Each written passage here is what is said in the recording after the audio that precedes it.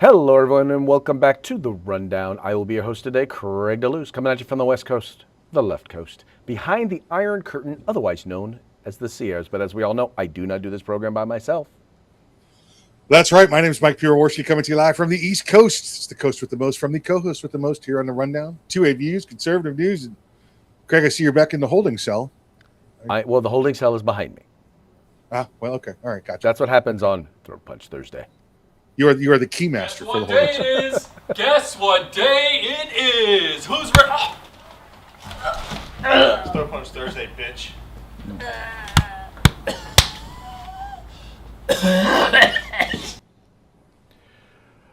So yeah, I decided I'm trying to find the perfect spot, and where I did it from, where I did the show from on Tuesday, it didn't have for me it didn't have the right feel. So I'm still trying to kind of work it all out. So I'm back here, but though I am doing something a little bit different. In that I've got still have my multi-camera set up, so I can switch over to that one right there, and you can see me going on like, hey, how you doing? So you can see what I got going on in the background. It's actually got that PTZ camera that actually follows me. So over your right shoulder, is that I can't tell, is that a trash can or a bucket of flowers? it's a bucket of flowers. Okay, gotcha. Okay. No, trash cans down here, bucket of flowers. Okay. So what that is behind me, it's an interview room. So if someone is doing a phone interview or something like that, and they need like a quiet space, that's kind of the space that they can go into. Although to me, it looks more like a fish bowl. So I call it the fish bowl. Interrogation room. Yeah. Interrogation. It's got phone books and rubber hoses in it. There you go. Well, you know what? I wonder if it's like completely like waterproof sealed. Maybe we just waterboard people, pour water in there. Maybe. Hey, remember, it's not waterboarding if you use diesel. That one of the techniques you learned while in Afghanistan. Once they said waterboarding was illegal, we improvised, we adapted, we overcame. There you go. Why do I find that easy to believe? It was readily available. Whatever floats your boat, Mikey. Whatever floats your boat. That's it. And it does float in diesel. So It does float in diesel, although I imagine it does make smoking cigars a little complicated. oh, listen, diesel's very, very hard to light. You can put a torch to diesel and it won't light. It's that's the beauty of it, Okay, well, I'm sure if anybody would know, you would know. Lessons learned. Lessons learned. All right. All right, let's go ahead and get ready to kick it in full gear and get into today's topics. And let's start it the way that we usually do, with a quick shout out to our sponsors. Yep, Hitman Industries, hitmanindustries.net. Get on over there. They got AR barrels, rifle caliber, pistol caliber, any length you desire. They also have a whole line of shotgun, rifle, and pistol barrels available from other manufacturers. That's hitmanindustries.net. California Republican Assembly fighting a good fight behind enemy lines. Now you can take part in California's future today. If you want the best in tactical concealed holsters on the market, get on over to hogholsters.com. That's HAWG holsters.com. Use the discount code The Rundown. That's all one word, no spaces, all caps. Get a nice little discount. And if you want the best in field gear, tactical gear, web gear, law enforcement, security, fire, EMS, whatever it may be, get your group together, get your agency together, place an order at uscombatgear.com, where you get everything except the gun. And also want to encourage you, please take a moment and sign up for the 2A newsletter brought to you by 2A News. All of the gun news that you will need, whether it be from 2A websites, whether it be from mainstream media, whether it be video, whether it be blogs, folks, it's all there and it comes to your email box day. Well, not day, not weekends, just Monday through Friday. But you will find it to be very, very helpful. Now, I want to remind you, there's about a dozen of you that signed up, and when you got the confirmation email, you didn't confirm. You didn't say, hey, yeah, I want it. So make sure you confirm. 2, add our email address to your contacts. That way it won't get caught up in your spam filter, because I know I got some folks hitting me up, hey, why haven't I been getting my 2A newsletter? And, it's easier for me to tell y'all now than it is for me to keep respond to every single one of your texts and emails. So hook it up. But a great source of 2A news. Check it out today. Do it. Do it now. Do it now. Also want to remind you, if you are watching this program during the 3 o'clock hour on the West Coast or during the 6 o'clock hour on the East Coast, you're watching us live. And if you're watching us live, that means we're taking your comments. I'm looking at your comments right over here.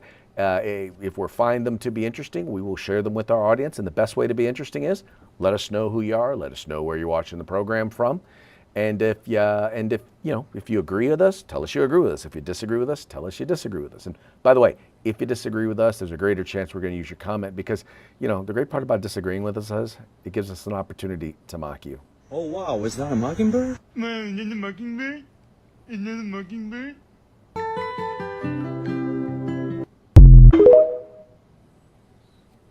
Yep, the Florida State bird, baby. We will mock you. Nothing like being mocked. Know what I mean? Mock you, mock you. All right, let's go ahead and get into today's news stories. This is one that you are not going to hear this first one is one you are not going to hear in the mainstream media. And you're not going to hear it because they don't really want to report on it, right? They don't really want to tell you the full truth. Everyone wants you to believe that Donald Trump, in the mainstream media, wants you to believe that Donald Trump is the worst president ever, that nothing good is happening for America because he's president. Well, guess what? That is just not the case. And this is a great example of that. Did you know that the American workforce is actually becoming more American? That's right. This being reported by the folks over at Breitbart News. The American workforce is becoming more American.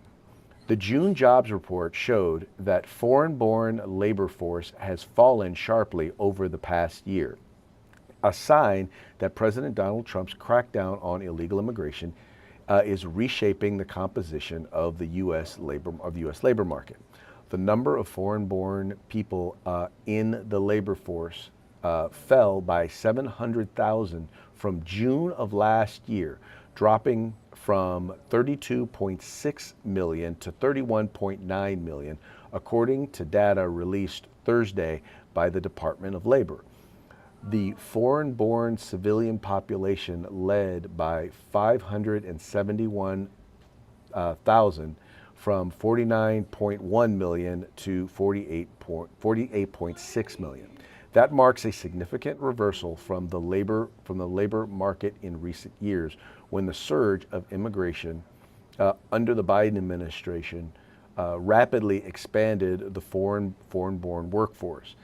The latest numbers suggest that the Trump administration's border and enforcement policies are now beginning to unwind that shift. Now,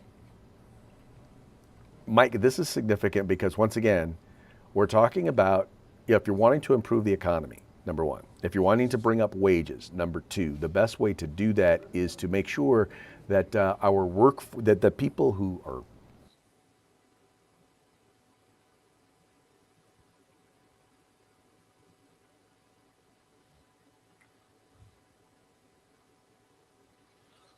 Lost the sound with you there, Craig. I'm not sure what happened. Yeah, but you're absolutely right. Listen, these numbers are huge to begin with. We're talking in the 30 millions, right? But 700,000 over the course of a year is a giant shift. You're talking just under 1 million people have now gone and come back to the workforce. Basically, what you're seeing, because of these people that have gone and left and went home. Now you have people back, Americans back working in these jobs from entry level tasks all the way up to advanced level tasks. So that's a huge difference in the American population, huge difference in the homes. Here's almost, like I said, 750,000 people that are now working, Americans working again. That's huge towards the economy. I watched a video clip yesterday of President Trump being asked if he was making more money during this presidency, and he said. Heck yeah, I am. Every one of us are. Have you not seen the stock market? Have you not seen your 401k? And he asked the reporter directly, how's your 401k doing? And clearly the reporter stopped aghast for a second and said, yeah, that's what I thought. We're all making money. So it was good to see that, again, these policies are moving forward to put more money in Americans' pockets, better economy, better job market. And, that's the goal, right? America first, not America only, right? America first is what we're doing here. So you're hitting the nail right on the head, my friend, right on the head. And you're gonna have to forgive me. My mic actually died, So now I'm powered up. Can you hear Nope, me? all Okay. good. Yep, we're good now. All right. Yeah, my mic died. One of the problems It with happened. using the portable mics is if you don't check got to check the Yep, power. understood. Yeah, Anyway, but yeah, no, man, it's what's here's the other thing, and this is the other thing. Number one, the thing that people fail to understand about illegal immigration is that it lowers the market price for labor. Meaning, if you want to know why wages don't go up, it's because there are people who are willing to work for less than market rate. Now that's who you're competing with. So if you got Yep. a carpenter who, if maybe the market rate for that carpenter is supposed to be about $25-$30 an hour, but you now have someone who's willing to come in and do it for $15 an hour, that reduces the cost. I mean, that reduces wages. So this is yeah, going to help bring wages. It's helping to bring wages up. And the other thing is a lot of these technical jobs we're talking about, I mean, you have a lot of companies that are trying to bring in, even through the legal process, through the H-1 visas, they're trying to bring employees in from other countries because even though they're coming in legally, they're willing to come in legally into the United States and work cheaper than American workers. right. Yeah, absolutely, absolutely. And they're usually coming in as 1099 employees. They don't have to be paid benefits. They don't have to be paid employee costs. And they could give you in turn you're getting I don't want to say like let's using the carpet guys for example, a lesser product. Let's say I might save a couple dollars on getting this installation done, but what happens the moment they're gone? There's no company, there's no longevity, there's no history. What do I do? There's no insurance if something goes wrong. All of these things. Want to know why you're making it's a couple dollars less? Because you're taking that risk. And in the long run, we know that cheaper labor makes cheaper product, and you end up paying more in the long run. Well, and by the way, they're also able to hold those visas over over them. It's like, well, tell you what, if you want more money or if you want different working conditions, tell you what we'll do. We'll let you go. You lose your visa, and we'll hire somebody else to replace you. Yep. So, Absolutely. Yeah, no, Absolutely. I think this is all good. Anyway, I think I'll just continue to say I think this is all good, and this is an excellent sign. And this is something, by the way, this is what people voted for. When you talk about the things that people who say they voted for Donald Trump, this is what they voted for. What's amazing oftentimes is when you see so many people in the mainstream media or even on the left through social media, they're like, oh, well, he's doing this and he's doing that. Is that what you voted for? It's like, yeah. Yeah, exactly what I voted for. Exactly what I voted for. That's what I want, right? That's what we all want. Again, America first.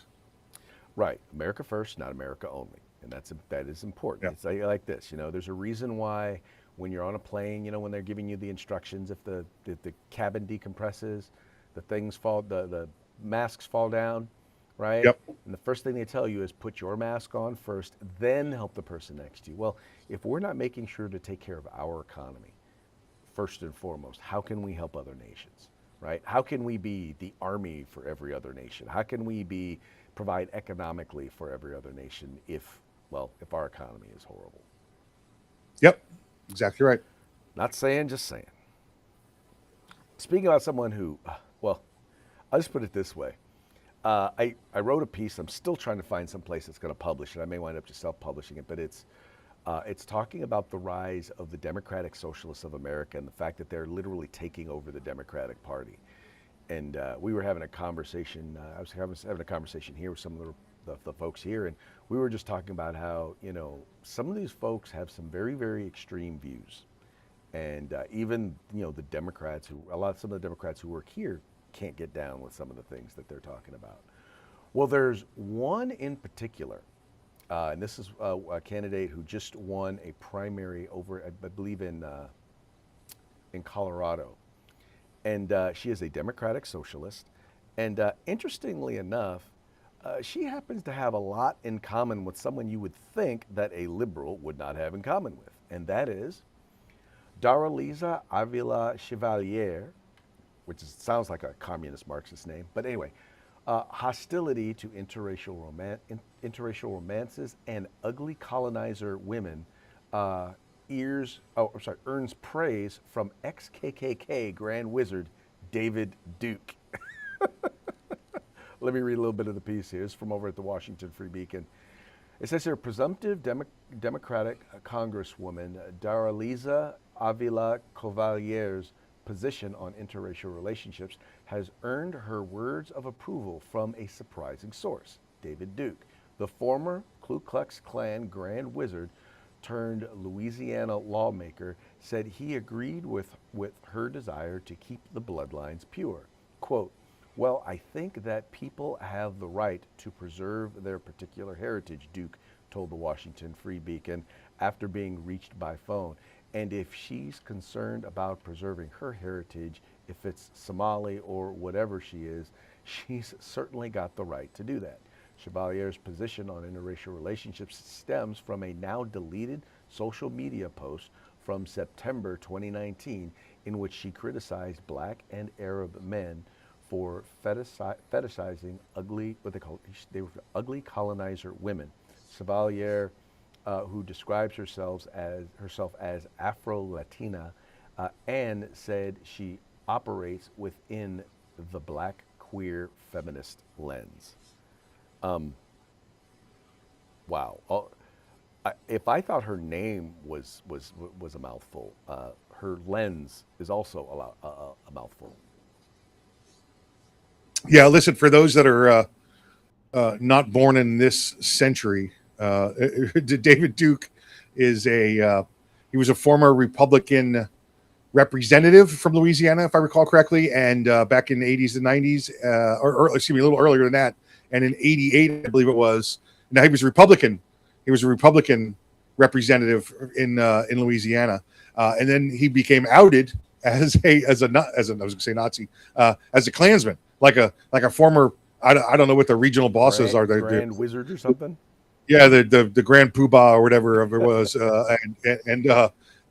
and then he became a Democrat. Once it was known he was a Klansman, he became a Democrat and ran for the presidential nomination in '88. So that's the kind of backing that she's getting. And this is, Craig, I know we've talked about this Democrat socialist and what just happened in New York.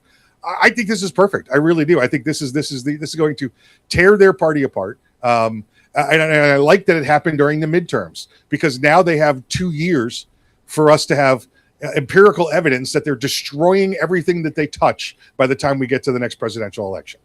Well, and let's be honest, the modern left and the socialists. Well, first of all, they're out and outright just saying it, right? The interesting thing about the DSA folks is they're just admitting they're socialists, and as much as they then say, well, we're not really communists, the head of the Democratic Socialists of America just came out and said, yeah, no, communism is the goal, right? They want communism. Go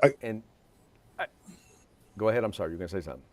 No, I watched a video clip with some of these Democrat socialists in New York, and they said, obviously, Zoltan came on and said that they were going to start taxing the business owners to pay for everything.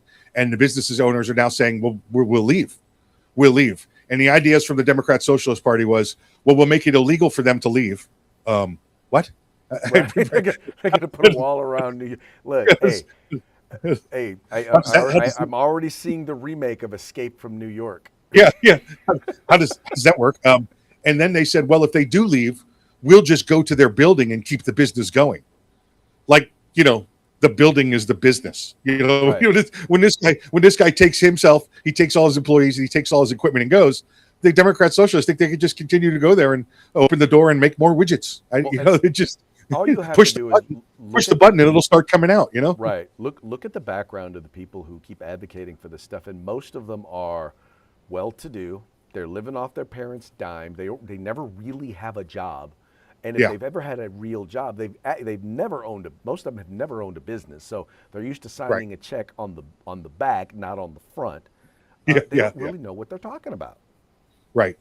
Yeah. Most of them couldn't identify a check if you gave them 2 out of 3 chances. Yeah, and it's the reason why. Well, you look at it this way, right now you have Mamdani talking about the fact, he's like, oh well, look, we've already showed that the economy works, right?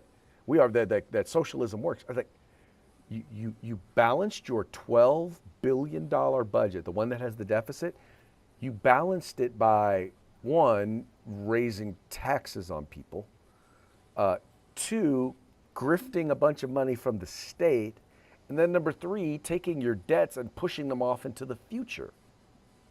So yeah, I'm Yeah. just not going to pay that. The city of New York, The New York, city of New York. the city of New York with 9 million people Right. has a larger budget than the state of Florida with 23, 24 million people.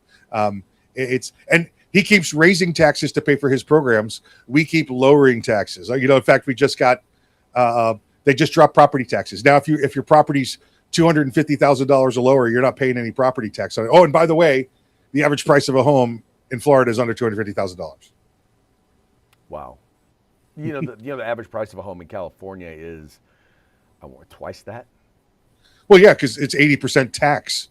Well, it's considering the fact that it takes $150,000 before you even put the shovel in the ground in taxes, fees, environmental studies, Yep. and compliance and whatever politicians you have to pay off. There's a reason why, and it's, I keep hearing about this affordability issue, and don't get me wrong, things are definitely more expensive now than they were just a few years ago. But in the main things and the things that are really driving the challenge of affordability, which is energy and housing and healthcare, it's the policies that are driving it. And that's the reason why it's so high in places like California, in places like New York, in places like Illinois or Michigan. They keep passing these policies that drive up the costs. And there is a study right out of UC Berkeley. Now, UC Berkeley is not a conservative haven, but out of their business school, they actually did a study, and that's the number one thing that they pointed out was that the challenge of affordability that we're dealing with right now has to do with government policy, state in particular, state and local policies. You make it difficult for people to do business, fewer people do business. Fewer people do business means less competition. Less competition means higher prices. Yeah. How many houses they rebuilt there in Malibu? I believe they've approved 7. Approved 7. That doesn't mean they started. Yeah, last I saw, they started on 1. Yeah. Do you have any idea what that could do for the construction industry in that area? The money they would bring in. I'm just telling you right now, if I were a homeowner there and I got full market value for my home, I would never move back there. No, I would go. That's my ticket to Texas or Florida. Think about this. If you have a home that there was worth $4 or $5 million, think about what you could buy in Florida with that. Oh, yeah, you could buy a county. You could buy a county. I know. Look, we both know a lawyer who has a very nice house in a very nice neighborhood. And he probably didn't pay that much for that house. Yeah, he got the big house. He got the big house. He got the big house. I got to stay in the big house. Yeah, that's it. Yep. I had to stay in the pool house. Yeah, but No, anyway, pool house number 2. I had to stay in. Pool house number 2. Yeah, exactly. Yeah. I mean, you know what? I think his sound and theater room costs more than my house. Yeah, probably so. Yeah, But had a great time there though. Had a great time. Oh yeah. All right. By the way, speaking of taxes, now this was one I came across this on Facebook. I don't know if I necessarily trust the source, but I wanted to report on this because I felt like this was an example. Once again, going back to what we're talking about socialists believing, oh yeah, all we got to do is tax our way into prosperity, and how they wind up actually, no matter what they tell you about they're going after the rich, they generally are going to be coming after you, because even if they took all of the wealthy people's money, that would not fund their budget for 1 year. We're talking if they took every asset they had.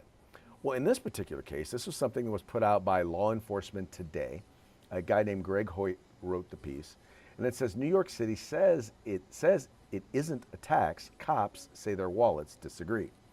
An annual fee imposed upon employees of the city of New York who reside outside of the 5 boroughs, including law enforcement officers, which functions much like a tax, is no longer able to be offset in part via a claimed tax credit, as the city asserts. The fee is a condition of employment and not a tax that can be adjusted with claimed credits. When is a de facto tax officially a tax? That's the question on the minds of many New Yorkers employed by the city of New York who have opted to reside in the suburbs rather than living within the five boroughs. According to the Tax Foundation, a tax is defined as, quote, a mandatory payment or charge collected by local, state, and national governments from individuals or businesses to cover the cost of general government services, goods, and activities. Anyone who was employed by the city of New York on or after January 4th, 1973, but doesn't live in the city must, quote, pay the city an amount equal to the personal income tax you would owe if you lived in the city. Logic would conclude the aforementioned is a tax, but New York City claims otherwise, officially calling the levy non-resident NYC employee payments. Indeed, the government is demanding the money. The payments are submitted and collected along with taxpayers' state and federal filings annually, and specialized tax from dubbed Form 1127 is used to calculate what a taxpayer owes New York City on any given year based upon the annual earnings, but it's definitely not a tax according to New York City. Now, the funny part about this is that the reason why this is being brought up is because you used to be able to just, you can deduct state and local taxes that you pay from your federal income, right? From your what's counted under federal tax. Well, you don't get to do that because they're saying now it's basically being deemed by the federal government. Yeah, no, that's not really a tax though. If it's a tax, if you want to say it's a tax, well then it's a tax. But the city of New York doesn't want to say they're taxing people. They're saying it's a fee, a condition of employment. But Yeah, this actually applies to about half my family still living in New York. They've all moved out of the city because it's just become a cesspool again, and it's becoming an incredibly expensive cesspool. Yet they still have to pay as city employees. They were calling it before, Craig. It was what they call it, a services fee. Well, you're still coming into the city. You're still using our subways. You're still using our roads. You're still using, all of our public utilities. So therefore, you have to pay this. But they could write it off just like everything else. Now they can't. So I mean, this is in some cases, Craig, now an additional 10, 20% out of a paycheck because they don't get to claim it anymore. Right. Well, once again, and I will continue to point this out to folks, they never run out of, they always seem to run out of money. And I don't know what it is. They can never find a program that they want to fund that they can't fund because to them the money's not their money, right? Right. It's someone else's money. It's always easy to spend someone else's money. And they wonder why people are then, because here's the deal. If you're going to do that, then why not just leave the state? Because at a certain point, I mean, I don't care how much higher wages may be. At a certain point, if I'm paying a huge percentage of my wages back to the city, and then I'm also dealing with the whole cost of living thing, eventually I'm just going to move. Oh, it's been the conversation of the day with me and that family up in New York. Like, are you ready? I mean, are you ready? Sell what you got. Come down here. You won't even have to work for a year. Yeah. Buy a house outright and then find a job making money. Well, I will tell you, it has been a part of the conversation in the DeLuz household. I don't know if we're going to wind up in Florida, but Florida, Texas have been two of the places that have been on the list of, hey, maybe why don't we? Because like I said, I could go to either with the equity that I have in my home right now and buy a home cash. Yep. Don't have to worry about what the interest rates are. None of that.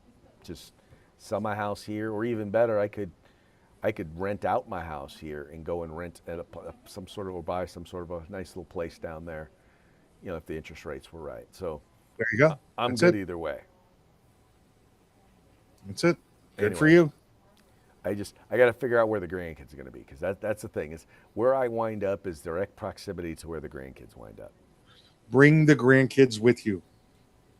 I don't want to live with the grandkids no more. I want to just be me and my wife.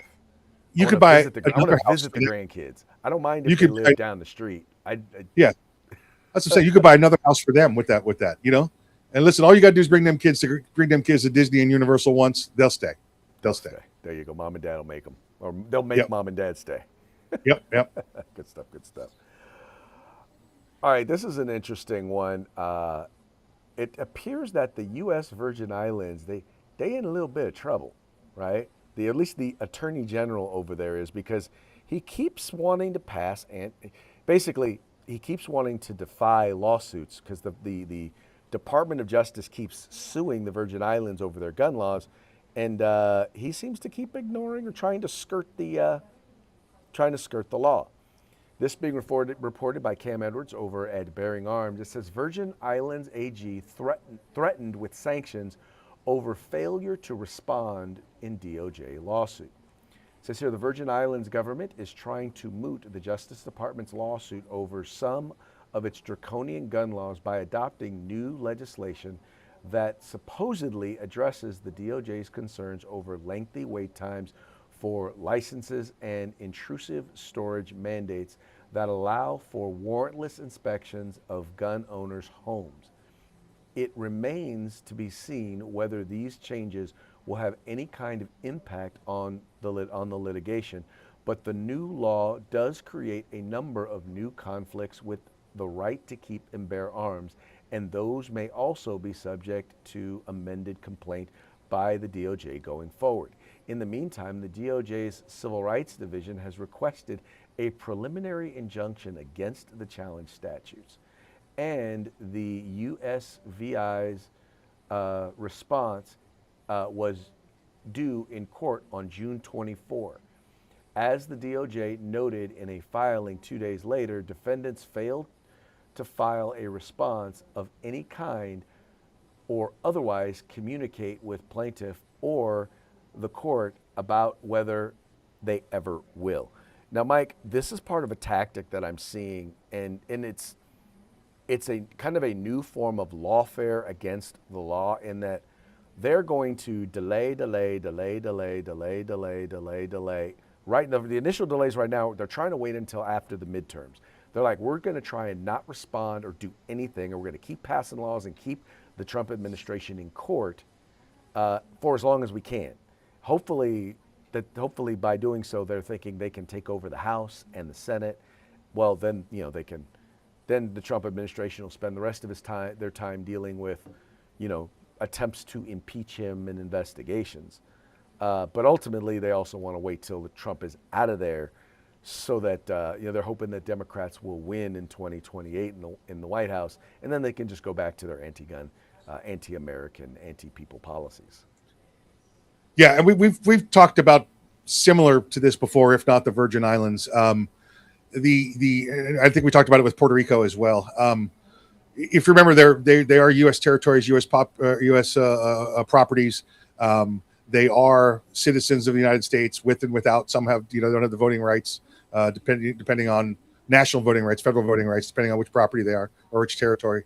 But this was the act slips my brain. It was back in 1954, if I recall, revised act of this or that, whatever it was. Now they get to remain under our as a property. They get to remain as a territory. But when they signed on the Constitution, there was parts of the Constitution they had to obey, and the first thing was the Bill of Rights. They had to abide by the Bill of Rights. Everything after that was up to them if they were going to abide by it or not. Well, all of them wholly have said, well, we'll abide by 9 out of 10.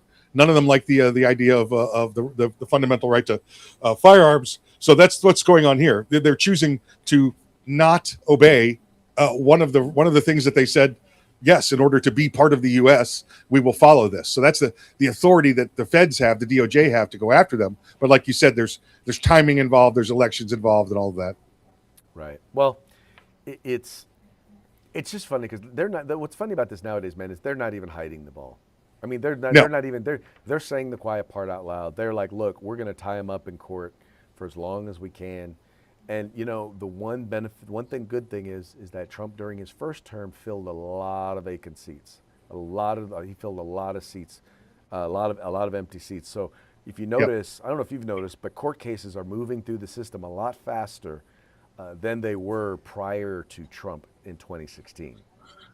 Right. And this'll, when this does go to court, this will be solved a lot quicker than like what we saw out in Marshall Islands and everything out in the Pacific, because they have to go through the Ninth Circuit. These are East Coast. Yeah, they're not going through the Ninth Circuit. Okay. These are going through solid conservative courts. So when this does start to go through, it's going to be quicker. Exactly. All right, folks, well, that now brings us to our parting shots. Parting shots are brought to you by Hog Holsters. Just go to hogholster.com. Make sure you use the discount code The Rundown. All caps, no spaces, one word, just like it is right up there. And you're going to get your Hog Holster on discount. All right, our first one here. I don't know if you guys have seen this guy. You probably see he's all over Facebook.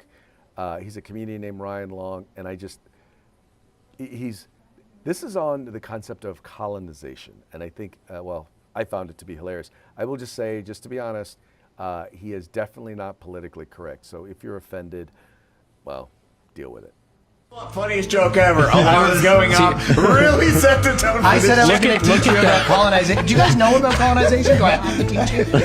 So because I'm Irish, which is the original colony, and the original terrorists, which you probably know about. But for your audience who doesn't know about colonization, back in the day, England used to go to all these other countries and improve them, and because they're ask for a few spices, nothing crazy, you know what I'm saying? It'd be like your buddy coming to your house and clean the place, puts in a soda stream when he leaves. He's like, mind if I take some oregano? And you're like, what the fuck? You know? Yeah, they used to try to help. They'd call these other countries, be like, India, we have toilets now. They'd be like, we already told you we're good. Click, you know? And they'd be like, Australia, you guys need criminals. They'd be like, we don't need any. Like, they're on their way, you know? And then England went to the Middle East and gave them the best present you could ever ask for, which is 85,000 Jews. And without so much to thank you, by the way. I wish I had 85,000 Jews. Jamaica was jealous. They're like, we want Jews. They're like, you already have black people. Don't get greedy. And they said, once they become reggae stars, we're still going to need a few Jews to manage them. And they said the Jews can't help because they're busy sending over the black people. Now, that is 20% historically accurate. Hey, Craig, I know you're putting up the rest of them here. I did send you one video here a couple minutes ago, so. Okay, let me see if I can pull up the other. I'll see if I'll pull up one. Here's another one by him. This one's a little shorter, but once again, definitely not politically correct. It's very split. Half the country wants to get rid of guns. Half the country wants to get rid of illegal immigrants, and there's probably way too much of either to make a bit of a difference even, you know. And I'm not saying illegal immigrants and guns are the exact same thing, but they have a few similarities. They both aren't white, is one. If you see one of them in your bed, you say, oh! And I keep 2 of each in my trunk for protection.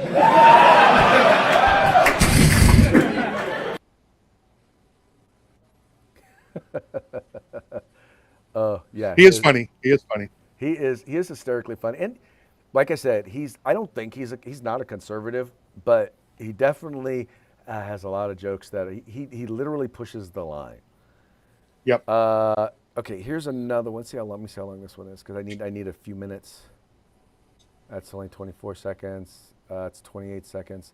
All right, well, we'll pull it over. So here's one I think you'll enjoy that is also not necessarily politically correct. And the problem is that you can't call stupid people out now if they're part of a protected class. Like if a white woman is stupid, you call her retarded. But if a black woman is stupid, you call her Your Honor. For those of you who are just listening to the program, that was who was that they put up a picture of, Mike? Ketanji Brown. Yes. I knew who it was. I just wanted to see if you knew who it was. Yeah. All right, I'm attempting to download this video now. Let's see. This is a great soccer one. A FIFA World Cup one. You're going to love this one. Okay. Come on. Let me pull up another. I have another one here. By the way, anybody watch that U.S.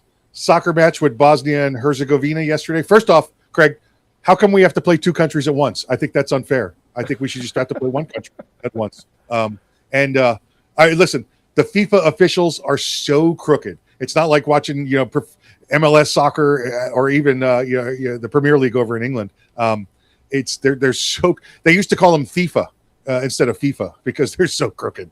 It's horrible. It was that one was pretty bad. I was like that I mean, they literally. I'm not a. I don't know a whole lot about soccer, but I do know that thing that happened looked completely incidental. Oh, And you that literally maybe should have been a free kick, and they 2 levels up and went red card immediately.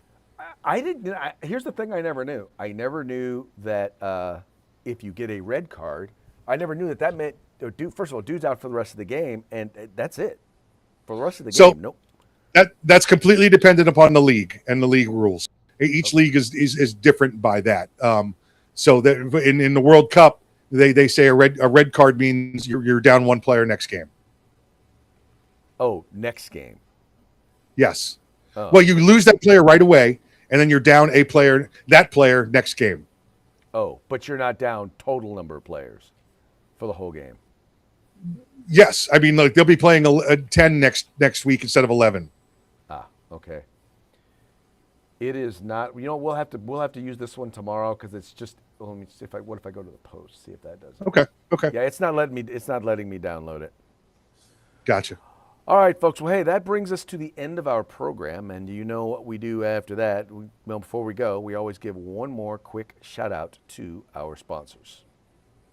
Yep, Hitman Industries, hitmanindustries.net. Get on over there, get you some AR barrels, rifle caliber, pistol caliber, any length you desire. That's hitmanindustries.net. California Republican Assembly, fighting a good fight behind enemy lines. Now you can take part in California's future today. And if you want the best in field gear, tactical gear, web gear, law enforcement, security, fire, personal, EMS, whatever it may be, get your group together, get your agency together, place an order at uscombatgear.com, where you get everything except the gun.